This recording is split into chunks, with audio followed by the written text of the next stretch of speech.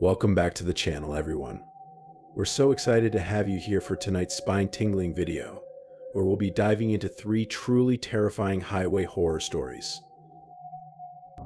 These aren't just your typical scary tales, these are real-life encounters that will make you question everything you thought you knew about the safety of the open road. From eerie figures lurking in the darkness to bizarre, unexplainable events that will leave you second-guessing every turn you make, these stories are bound to send chills down your spine. But before we begin, we just want to take a moment to thank all of you for your continued support. Your likes, comments, and subscriptions mean more to us than words can express. It's because of you that we're able to keep bringing these unsettling stories to life and grow this amazing community. We're incredibly grateful to each and every one of you who watches, shares, and interacts with us. We hope these stories make you think twice before driving down that empty highway at night, and we want to remind you to stay safe out there. Take care of yourselves, stay aware of your surroundings, and always trust your instincts, especially when something just doesn't feel right. If you haven't already, make sure to subscribe so you never miss a chilling video from us. We've got plenty more terrifying tales to share with you. Now, without further delay, let's dive into tonight's highway horrors. Buckle up, because you're in for a ride you won't forget.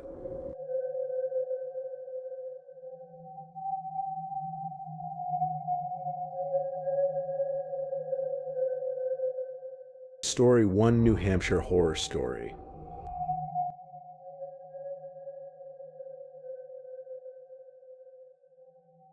I arrived in Coldwater in late October, drawn by the cold winds and isolation that seemed to cradle the town like an ancient, forgotten secret. The world had become too fast, too loud, and I'd convinced myself that this place tucked away in the hills of New England, where the air was heavy with the scent of pine and decay, was where I would find peace. What I found instead was something far more unsettling. Coldwater was a town of few words, its streets winding and empty, its inhabitants reserved. There were no chain stores, no glaring signs of modernity save for the occasional car crawling down the dirt roads. Time moved differently there, slower, as if the town itself were reluctant to march forward into the present. It was the kind of place that existed on the edges of memory, where each house, each tree seemed to hold the weight of something long forgotten. The first few days passed uneventfully.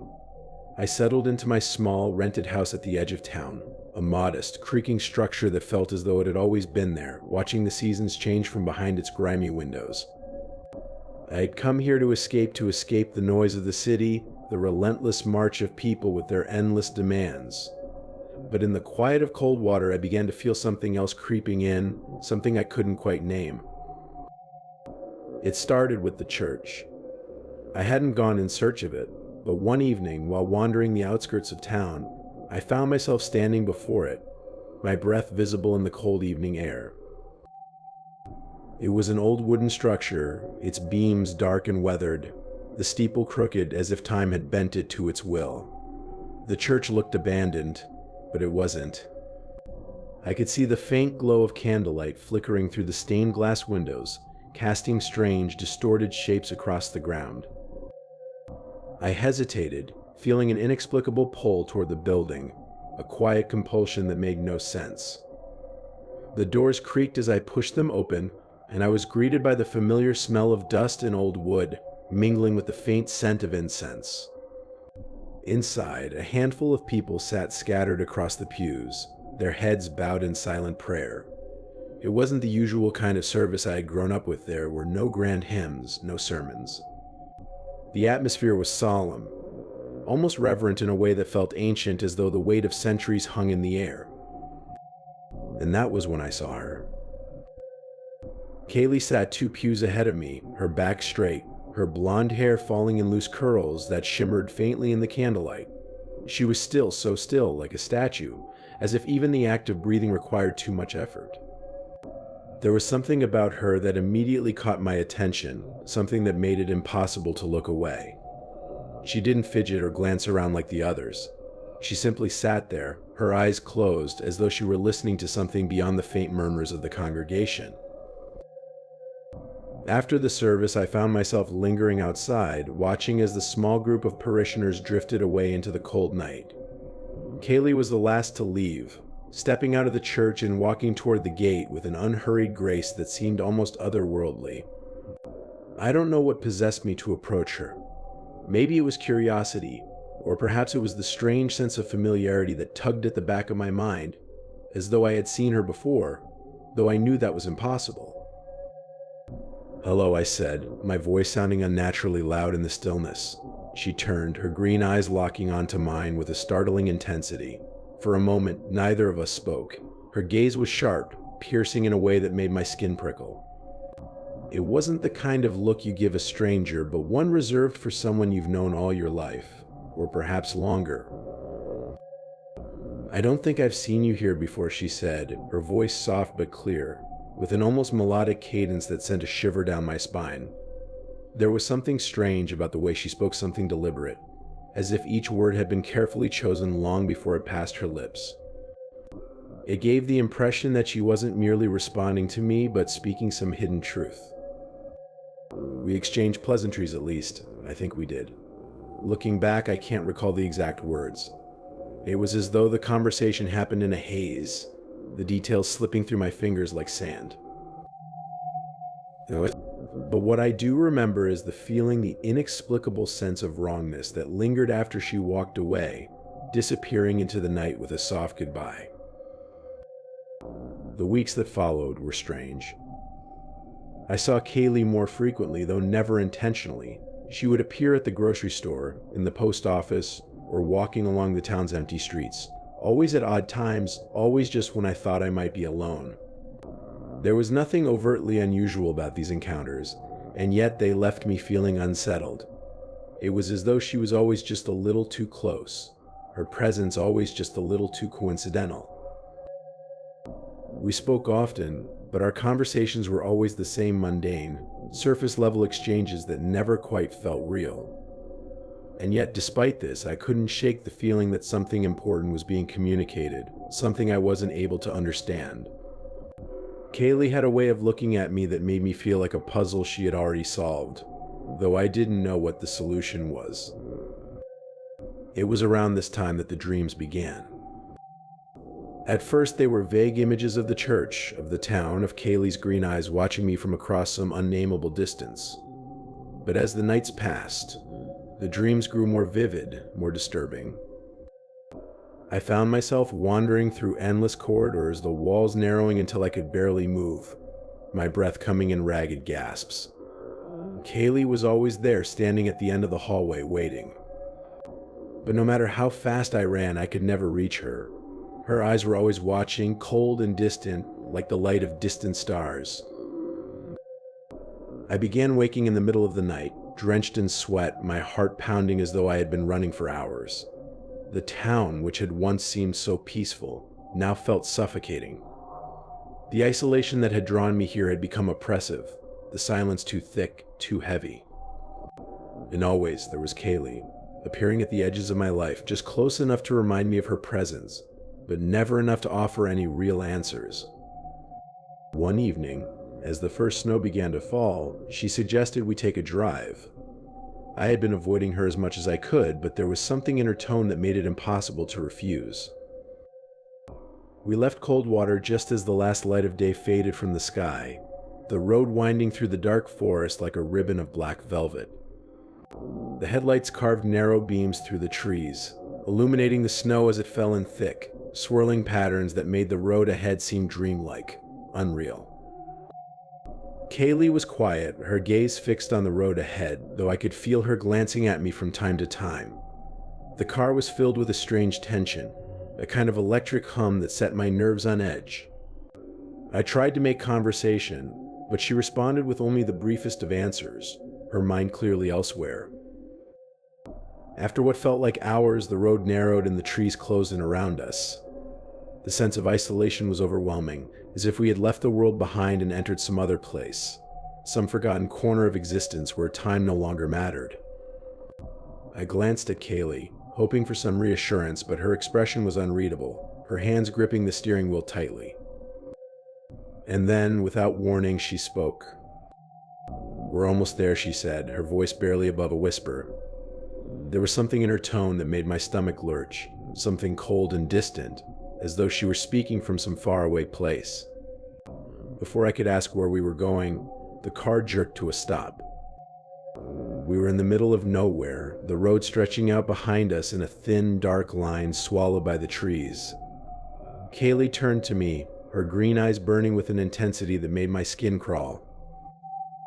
"I need to show you something," she said, her voice strange, hollow. Without waiting for a response, she unbuckled her seatbelt and stepped out of the car, disappearing into the trees.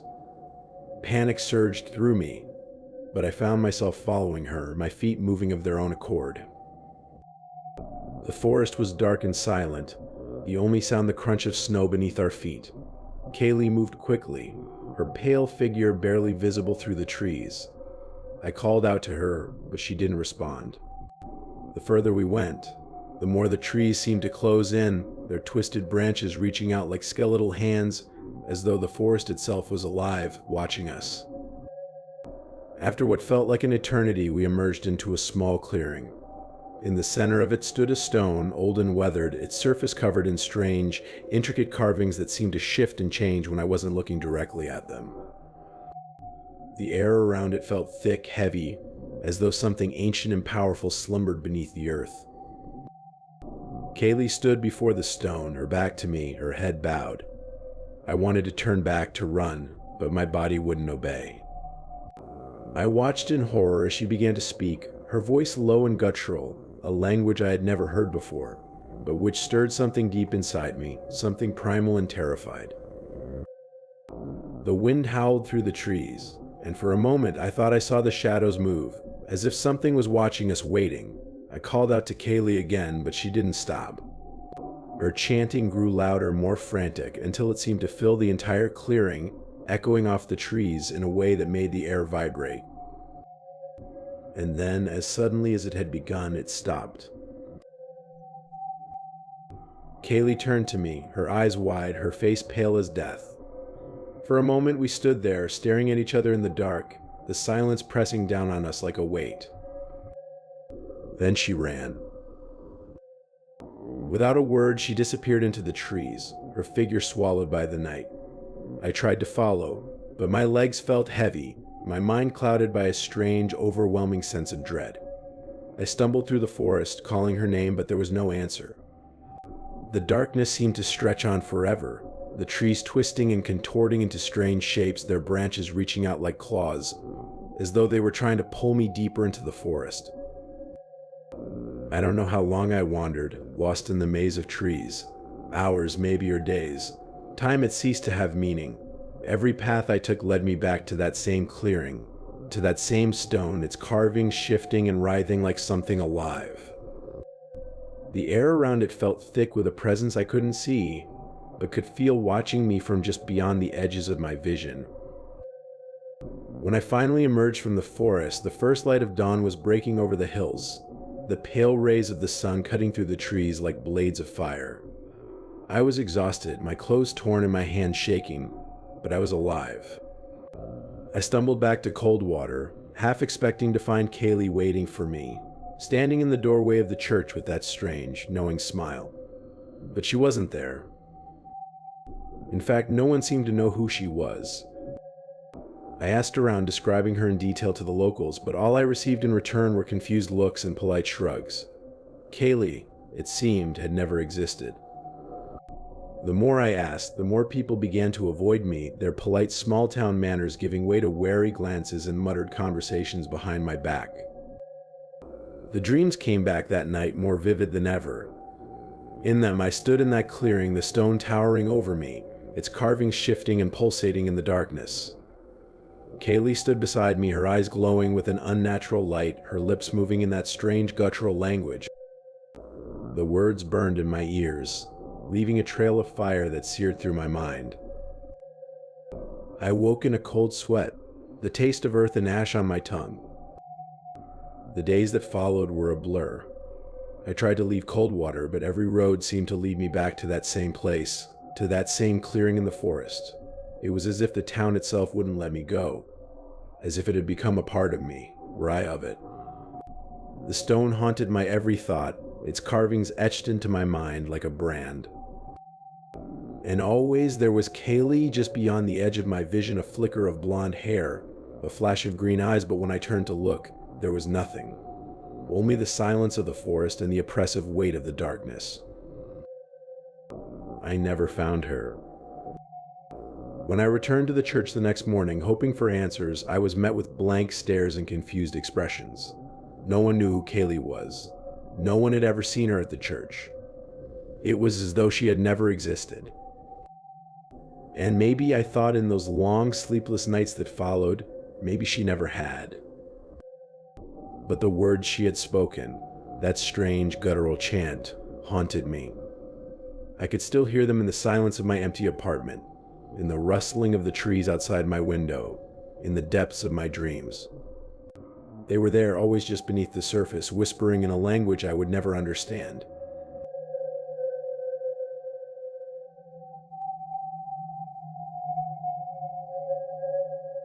Story 2, a desert horror story.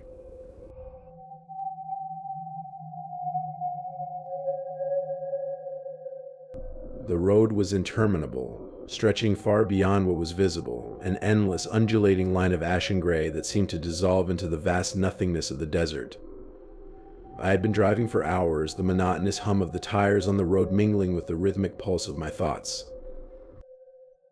There was something oppressive in the silence, as if the vastness of the desert itself were pressing in on me, suffocating the space between the sound of the engine and the beat of my heart. It was the kind of highway that did not merely connect two places that seemed to exist outside of any geography, as if it were simply an empty space, a rift in the world that had no beginning and no end. The heat of the day had bled into a cool violet twilight. The sun had set hours ago, and the darkness had seeped in slowly, creeping across the desert like a tide too slow to notice. I had not expected to be so alone, but then I had not expected to be anywhere but here. I could not say why I was here, why anyone would be here, alone, in the desert, but the answer escaped me as soon as the thought entered my mind. It was not a question that needed to be answered. And then the storm arrived. It was as sudden and disorienting as if it had been waiting for me, patient and cruel, waiting for the moment when the isolation would fully take root. The first drop hit the windshield with such violence that it startled me, and within seconds the sky was a swollen, angry bruise, crackling with the intensity of unseen forces. The rain came in sheets, heavy and blinding, and the wipers, already old and slow, struggled to keep pace, leaving streaks of water that smeared across the glass, reducing everything outside to indistinct shadows and shapes. The air smelled sharp with ozone, the taste of electricity already thick in my throat. The storm felt wrong, unnatural. It was not merely rain. It was something more, a physical manifestation of the desert's anger, of the land's strange, unnamable power. I had no reason for thinking this, no evidence to support it, but it felt as though the storm had emerged from some primal source, a dark will formed from the very bones of the earth. I pulled over. There was no choice. The storm had taken away all visibility, and the highway was now a ghostly blur, its edges softened by the downpour. I wasn't afraid, no, not exactly, but there was something in the air now, something pressing at the edges of my mind, something far older than fear itself.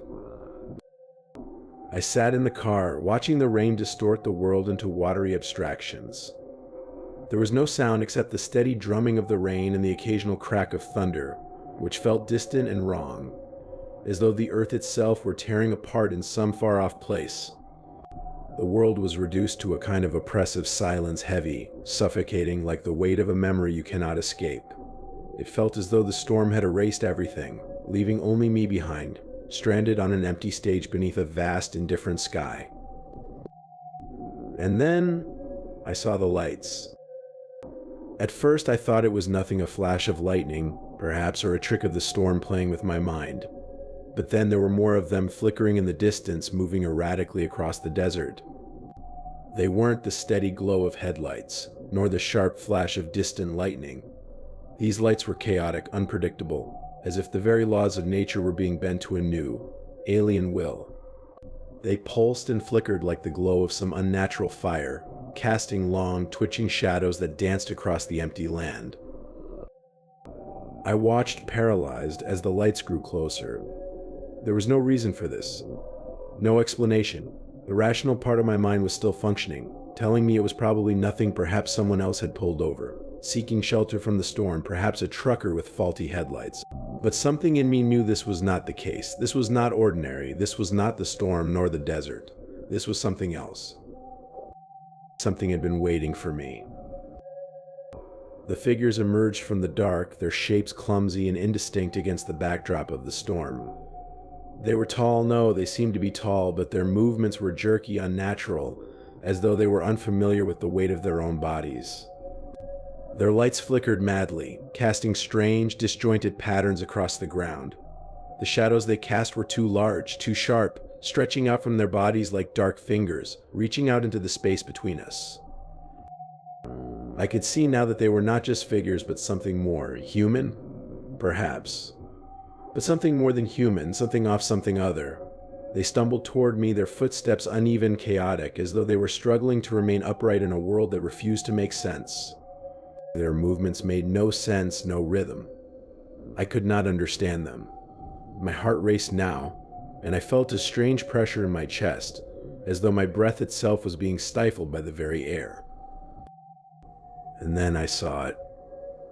One of them raised a hand, and the light from its flashlight caught the glint of something metallic. A gun. It was so sudden, so real, that I could feel my stomach lurch and my limbs freeze with an icy terror. The desert, the storm, it all felt like a dream, a fevered hallucination, but the gun, that gun was real. The threat was real. I didn't think. I didn't hesitate. I slid out of the car, my hands shaking as I tried to grasp the door handle. My breath was ragged, shallow. I crouched low, moving behind the jagged outcrop of a rock, my eyes fixed on the figures as they drew closer, their lights flickering in and out of focus like dying stars. One of them fired the gun into the air, a deafening crack that seemed to splinter the very fabric of reality. The sound was swallowed immediately by the storm, by the emptiness of the desert. The other two figures laughed.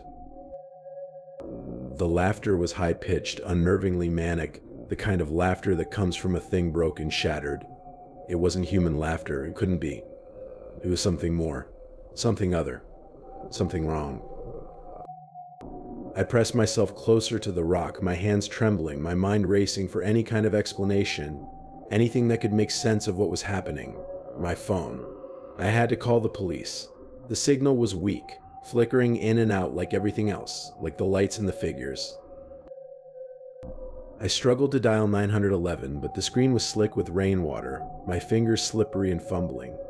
It felt like the phone was slipping out of my grasp, like I had no control, like everything was slipping away, beyond me into the storm, into the void. Finally, the connection was made. I spoke, my voice thin and distant, as though I were no longer part of the world. I told them about the figures, about the lights, about the gun. The words felt hollow, empty, as if I were recounting some far-off tale, not something I was experiencing.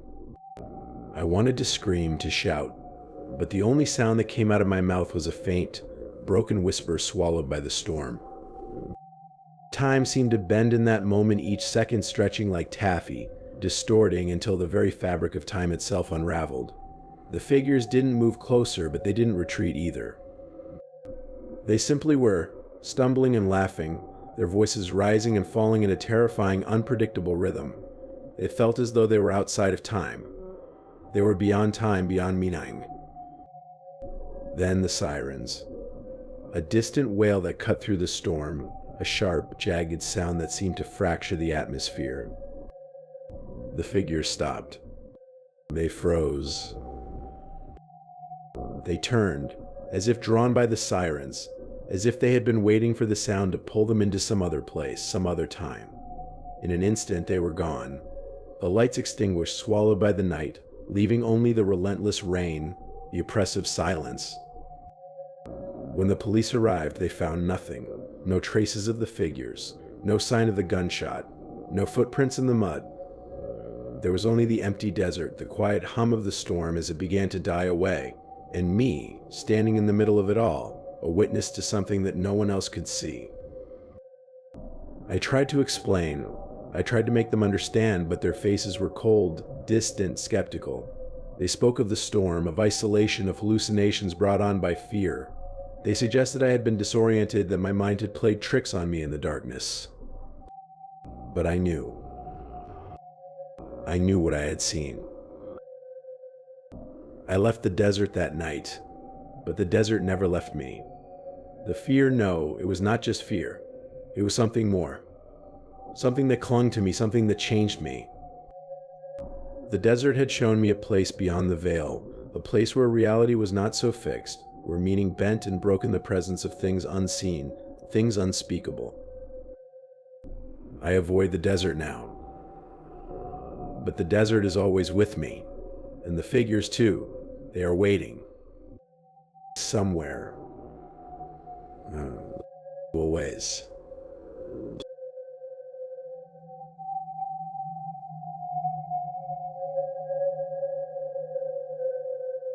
Story 3: Chilling Upcoming Stories with Mary.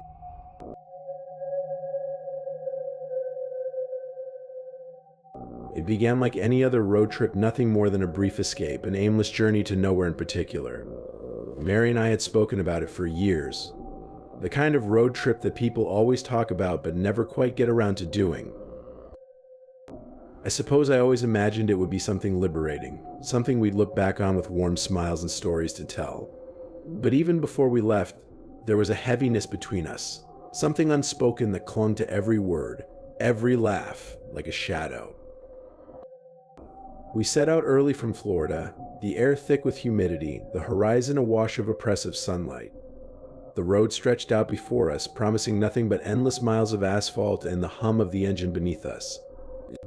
At first, the trip felt like any other, a simple escape from our lives, from the monotony of work and routine. We laughed, we sang along to songs we barely knew, and for a while it felt like maybe the tension between us had dissipated, at least for the moment. But there was always that shadow. It crept along the edges of our conversations, lingered in the silence between us. I could feel it in the way Mary glanced at me when she thought I wasn't looking, as if she were waiting for something neither of us could name. The first real sign that something was wrong, though I didn't fully realize it at the time, came when we passed through the first of those small, forgotten towns. It was the kind of place that didn't seem to belong to any particular decade, where time itself had been abandoned along with the gas stations and motels that lined the empty streets. I remember the sun seemed wrong, somehow too bright, too low in the sky for that time of day. The shadows it cast were long and stretched, bending unnaturally across the ground. We stopped for gas at a station that looked like it hadn't seen a customer in years. The pumps were rusted, the windows grimy, and there was a strange silence that hung over the place, broken only by the occasional creak of the wind against the rusted metal roof. As Mary filled the tank, I wandered inside to pay. The man behind the counter was ancient, his skin yellowed and sagging like parchment, and his eyes were sunken deep into his skull, two dark hollows that seemed to stare straight through me. "Long way to go, ain't it?" he muttered as I handed him the cash. I didn't respond at first. There was something about his voice, the way it seemed to crawl into my ears and settle there, a low, droning sound that echoed in my mind. I asked him what he meant, though I wasn't sure why. Maybe it was the look in his eyes, the way they seemed to hold some terrible knowledge that I didn't want to know. "You'll see," he said, his lips barely moving. "Roads twist in ways you wouldn't believe. Sometimes you end up in places you weren't meant to be." I left the store without another word, my heart pounding for reasons I couldn't explain. When I got back to the car, Mary didn't ask me what had taken so long. She was always the rational one, the one who kept her feet firmly planted in reality while I drifted through life, caught up in strange thoughts and unsettling dreams. Still, as we pulled out of the gas station and back onto the highway, I couldn't shake the old man's words from my mind. The further we drove, the more the world around us seemed to shift. At first, it was subtle, just a sense that something was slightly off, like a word spoken out of place in an otherwise familiar conversation. The towns we passed through became less distinct, their shapes blurring into one another until I couldn't tell where one ended and the next began. The signs along the road grew harder to read, the letters twisting into strange, unfamiliar shapes that seemed to flicker and change every time I looked at them. I pointed it out to Mary, but she brushed it off, laughing it away like she always did. "You're just tired," she said, her eyes fixed on the road ahead. "It's been a long day." But it wasn't just tiredness. There was something wrong with the road, with the world we were moving through. I felt it in my bones, a deep, gnawing dread that settled into the pit of my stomach and refused to leave. The sky above us had grown darker, the clouds thick and heavy, pressing down on us like some great, unseen weight. The air itself felt different, charged with something electric and malevolent. And then the landmarks began to repeat. At first, it was just a vague sense of déjà vu, the feeling that we had seen that same gas station, that same billboard, not long ago. But as we drove, the sense of repetition grew stronger, until it became undeniable. We were passing the same places over and over again, the same rusted signs, the same dilapidated motels, the same stretches of barren, cracked road. "Are you seeing this?" I asked, my voice trembling with the fear I could no longer contain.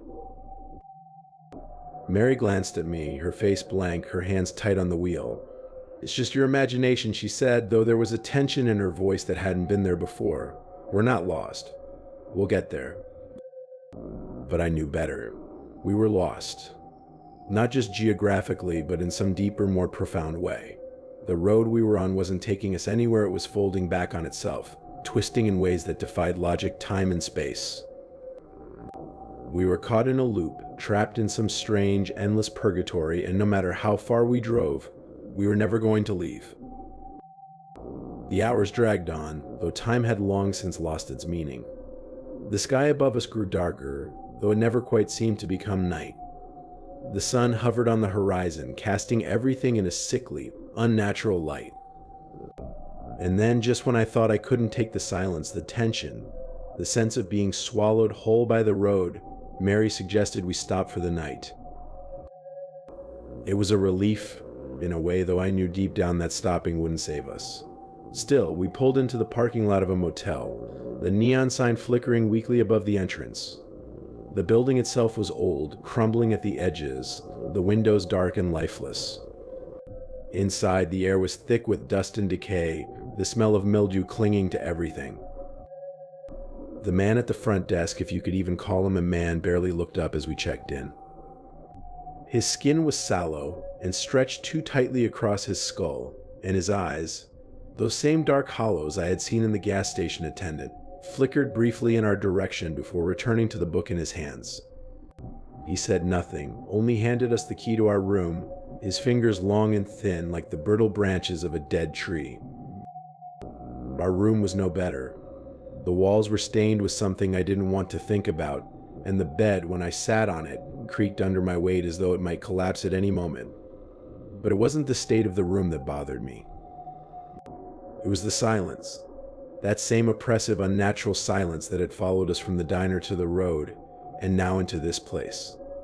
It was as if the world itself had ceased to exist outside the walls of that motel, as if we had been swallowed whole by some dark and terrible void.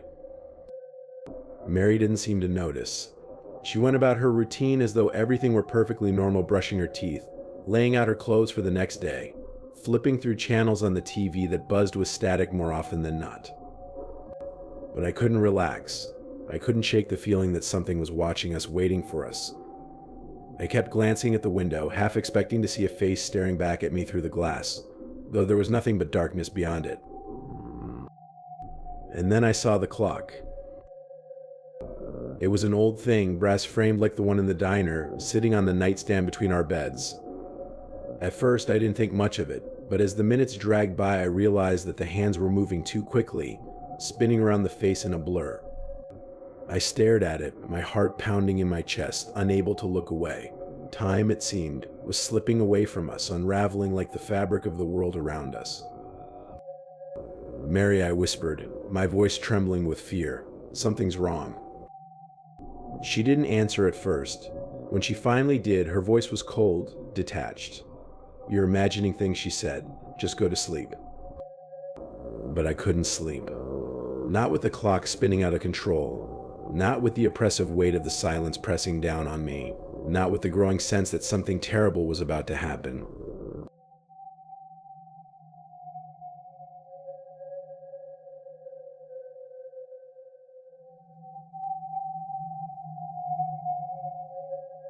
And just like that, we've reached the end of today's terrifying journey through these 3 true highway horror stories. We hope these chilling accounts have given you pause, making you think twice before embarking on your next late-night drive. The road can be a mysterious and unpredictable place, and sometimes it's easy to forget that danger can be lurking just beyond the headlights. Whether it's strange figures in the distance, eerie noises in the dark, or inexplicable events that make you question reality, these stories remind us all that we should never let our guard down. Before we close, we want to sincerely thank each and every one of you for your incredible support. Your likes, comments, and subscriptions mean the world to us. Without your engagement, we wouldn't be able to keep this channel growing and continue bringing you these unsettling stories.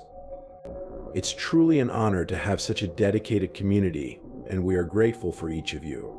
Your support fuels our passion for sharing these eerie tales, and we can't wait to bring you more. So remember, always stay alert, trust your instincts, and take care of yourselves. The highway can hold secrets that are better left unknown, and sometimes the scariest things are the ones we can't explain. Stay safe out there and keep your eyes open for the unexpected. If you haven't subscribed yet, don't forget to do so because we've got plenty more spine-chilling stories coming your way. Thank you once again for joining us. We'll see you in the next video. Until then, stay healthy, stay safe, and keep your curiosity at a safe distance from the unknown.